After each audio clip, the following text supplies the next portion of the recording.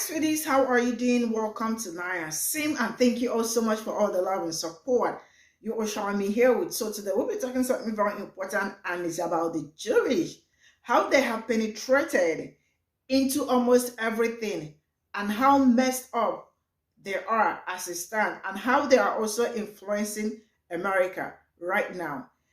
And the truth is that Black women or Black people in general have been out on this, telling you all everything going on and all that.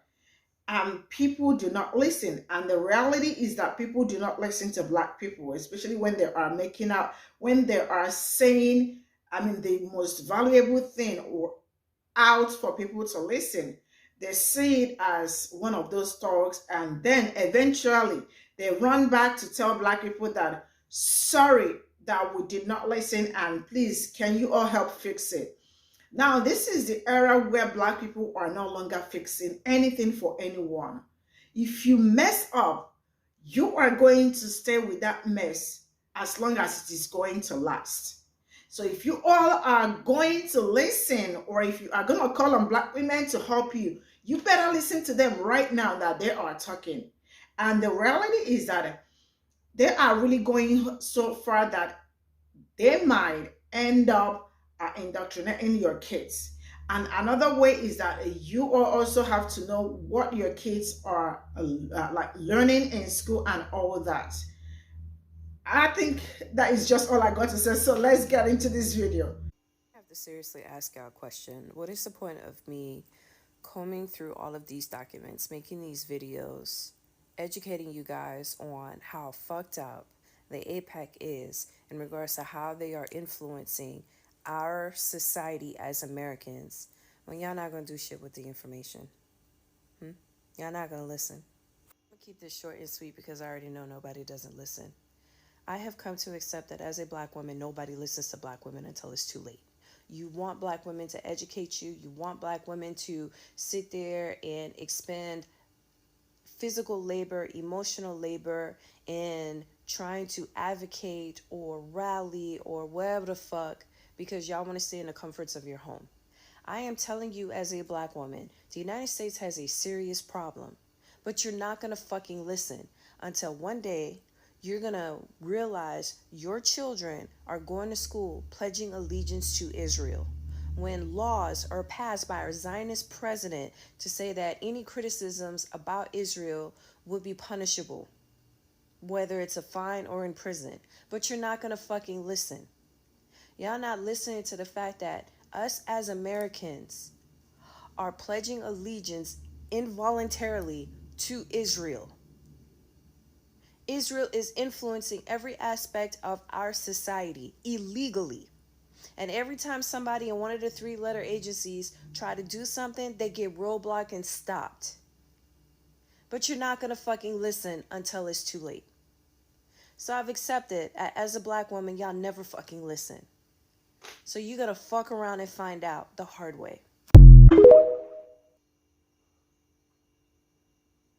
The Jewish Agency's U.S. Arms Smuggling Network. By law, no member of the Naval Reserve is permitted to accept employment with the government of any foreign country in the capacity which is directly or indirectly under the control of such a foreign government. Naval Intel Report. Before statehood, Israel's government in waiting, the Jewish Agency, assembled a vast clandestine smuggling network in the United States. The network purchased explosives, munitions, manufacturing equipment, fighter airplanes, bombers, and other materials from the War Assets Administration. Some purchases were made through front organizations such as Foundry Associates and Materials for Palestine. For other items, Jewish Agency agents arrange straw buyers from Latin American countries. A straw buyer is someone who conducts a transaction for another person under covert or misleading intentions. The Jewish Agency was the creation of the American Israel lobby organizations such as the G0t and the American Jewish Committee. Network operatives also stole some items from the WAA stockpile, such as heavy machine guns or falsified export papers attempting to export state-of-the-art fighter airplane engines. One front operation, Service Airways, purchased export-prohibited military transport planes ostensibly to fly for the Panamanian startup airline Líneas Aéreas de Panamá, but instead deliver them to the Jewish flyers to use in combat of Palestine. The weapons that they used for the first Nakba in 1948 was weapons that they stole from the United States.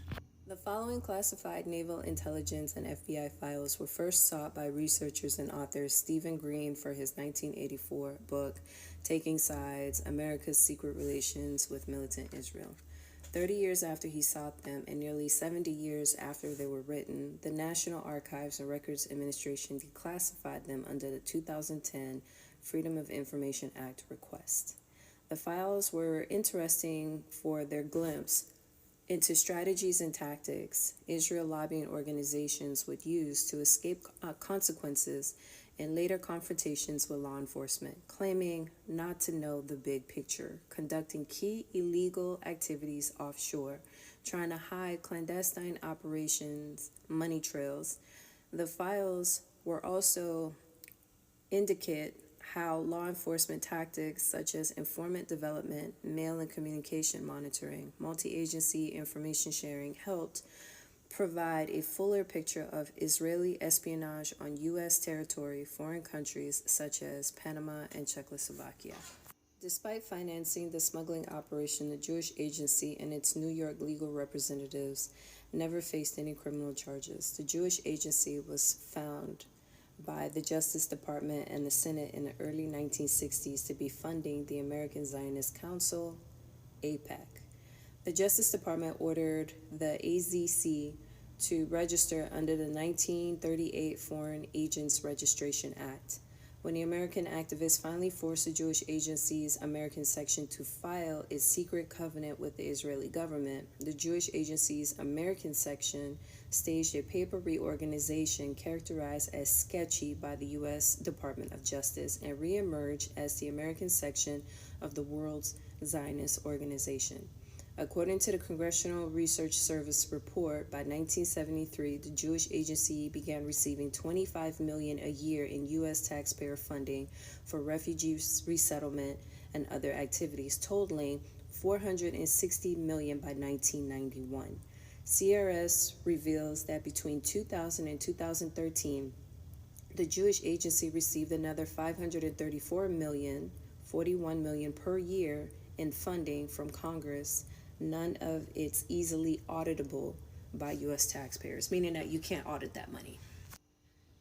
April 28, 1948, U.S. Naval Intelligence Report on Jewish Agencies attempted illegal export of 42 combat military aircraft engines. Service Airways Front Organization cover stories about Panama and Spain service. Intel on Adolf L. Schwimmer did no desire that any representatives of the Arab nation should receive the information. He believes that the Jewish agency is supplying all the money for the transaction. Stated that he was a bit disturbed about the recent news of a shipment of TNT to Palestine. Schwimmer's attempts to buy P-51D fighter aircraft with machine gun intact. Source number 9 advised that he heard from a reliable source that Schwimmer was backed by a large organization of rich Jews in New York City. Contact and Panamanian Aeronautics Director purchase of M3 demolition blocks, naval intelligence cooperation with federal law enforcement. So you mean to tell me that the AIPAC stole weapons from the United States and used it for the Nakba in 1948?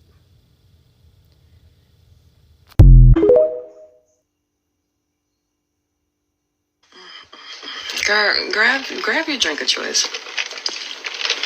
Today I'm sipping on an iced praline chai. Thank you for the coffee donations. I appreciate y'all. Keep them coming, because guess what? So So everyone in the comment section was talking about how Israel attacked the USS Liberty in 1967. And I was like, okay, tracking. And I looked at the YouTube video regarding why they attacked the Liberty. I'm not surprised. Here's something y'all didn't know.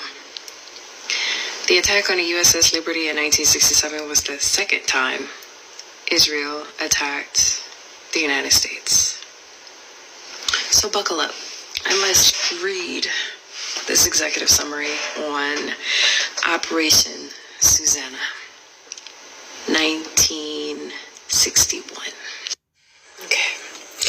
On October 21st, 2010, the National Archives and Records Administration released Box 1 of 67 from a sealed U.S. Senate records about the activities of non-diplomatic representatives of foreign governments acting in the United States. The formally classified documents reveal the rationale for extensive investigations in the Justice Department Enforcement Acts in 1962 and 1963. Top U.S. lobbying firms, public relations consultants, and foreign lobbying groups were ordered to submit records under threat of subpoena to the Senate Foreign Relations Committee researchers. A declassified March 17, 1961 three-page memorandum outlines why the Senate Foreign Relations Committee focused intensely on the Jewish Agency and the American Zionist Council and the American Israel Public Affairs Committee, then functioning as the AZC's lobbying division before incorporating. In recent years, there has been an increasing number of incidents involving attempts by foreign governments or their agents to influence the conduct of American foreign policy by techniques outside normal diplomatic channels. There have been occasions when representatives of other governments have been privately accused of engaging in covert activities within the United States and elsewhere for the purpose of influencing the United States policy, the Lavon Affair. The Lavon Affair refers to a false flag Israeli terrorist bombing plot code name Operation Susanna against the United States and other targets in Egypt. It was designed to reverse U.S. policy, pressuring British withdrawals and reverting control of the Suez Canal to Egypt. Israeli agents infiltrated as Arabs were discovered, arrested, and criminally prosecuted in Egypt when their explosives malfunctioned, leading to a crisis in the Israeli government and relations with the U.S. The Senate Foreign Relations Committee, which mentioned the Lavon incident twice in 3 pages, expressed caution about investigating such sensitive matters. There would undoubtedly, even with care, be instances which would lead to foreign governmental protests and violent attacks by special groups in the United States. The declassified Senate memo suggests 3 avenues for Senate investigation. 1, public receipt of testimony from the Department of Justice and the Department of State. 2, public receipt of testimony from the selected law and public relations firms. 3, executive, perhaps public, receipt of testimony on the Lavon Affair and similar gray area activities. The Senate record of the May 23rd and August 1st, 1963 hearing on Israel lobbying outlined covert activities, but many were heavily redacted at the instance of the Jewish Agency and its allies in Congress. No testimony on the Lavon Affair or any other false flag attacks was ever given during the investigation. The Lavon Affair was a failed Israeli covert operation codenamed Operation Susanna, conducted in Egypt in the summer of 1954. As a part of a false flag operation, a group of Egyptian Jews were recruited by Israeli military intelligence to plant bombs inside of the Egyptian, American, British-owned civilian targets, cinemas, libraries, and American educational centers. The bombs were timed to detonate several hours after closing time. The attacks were to be blamed on the Muslim Brotherhood, Egyptian communists, unspecified malcontents, or local nationalists with the aim of creating a climate of sufficient violence and instability to induce the British government to retain its occupying troops in Egypt's Suez Canal zone. The operation caused no casualties amongst the population, but led to the deaths of 4 operatives, 2 cell members who committed suicide after being captured, and 2 operatives who tried, convicted, and executed by Egyptian authorities. The operation ultimately became known as the Lavon Affair after Israeli Defense Minister, Penis Lavon, who was forced to resign as a consequence of the incident. Before Lavon's resignation, the incident had been euphemistically referred to in Israel as the unfortunate affair or bad business. Israel publicly denied any involvement in any incident until 2005, when the surviving agents were awarded certificates of appreciation by the Israeli President Moshe Katsav. Once again, this was the second time. The Lavon affair was the first. The attack on the USS Liberty was the second. So this, excuse me, this is all I got from this video. And sincerely speaking, Black women are still gonna speak, shout and cry and do everything, and yet nobody will listen to them. And but one thing for sure is that they are gonna come back eventually to tell you that yeah, Black women said this or Black people said this, and now we understand better. But I think it's time we start making use of what we hear most times, because there are some certain things you hear or you see, and you know that it is for sure going to happen if care is not taken. It's just like what I read through today. I was just passing through, TikTok, and I saw something where they wrote, it looks like Black women is going to serve the Democrats or something in 2024. I just saw it and I read past through it because they are always used to, excuse me, waiting till the dying minute, or waiting till when they already know that they have messed up, they have effed up, and then they look for Black women to come and help them fix it. But I feel like as it stands, if you mess up, you clear your mess.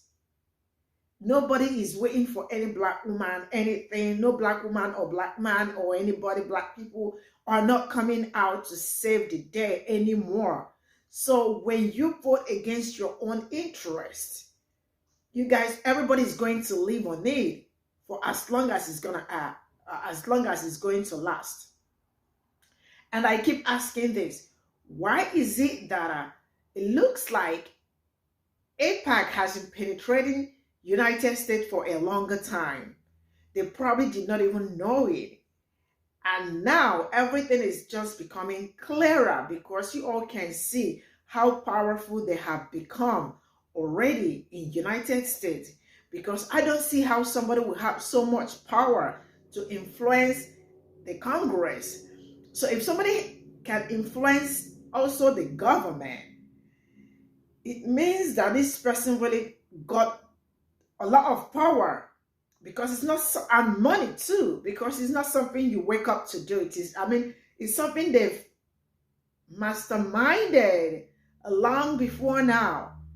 And we do not know. Politics is just a very dirty game that most times when some certain things play out, you think that it's just happening just for happening's sake. Some of them already it's been planned long time ago.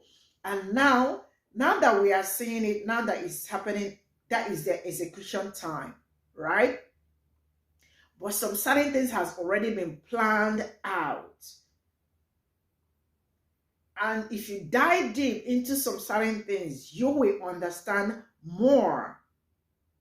But as it stands, AIPAC is just becoming another thing in United States, going around looking for people to influence, because if you are anti, you are for real against them. And they don't care. All they want to do is look for a way to get you out of the way and continue. And when I say anti, it's not even because you are even anti, because you just spoke the truth. Whether you are speaking the truth about what is going on you are just against them. So if you do not speak in their favor, you are against them, and they look for a way to sideline you straight up. Because if not, where did they get all the money they splat, like, they are spending? And also, you have to also be careful with your kids, what they learn in school, because if care is not taken, indoctrination and all that, and by the time you wake up, you find out that it is already late. This is all I got for you, and a very big shout out to this sister. She does a great job with her analysis, and also going so far to find out all this information and bringing them to our doorstep. You are appreciated, sis. Thank you all so much, guys. See you all in my next video. Bye for now.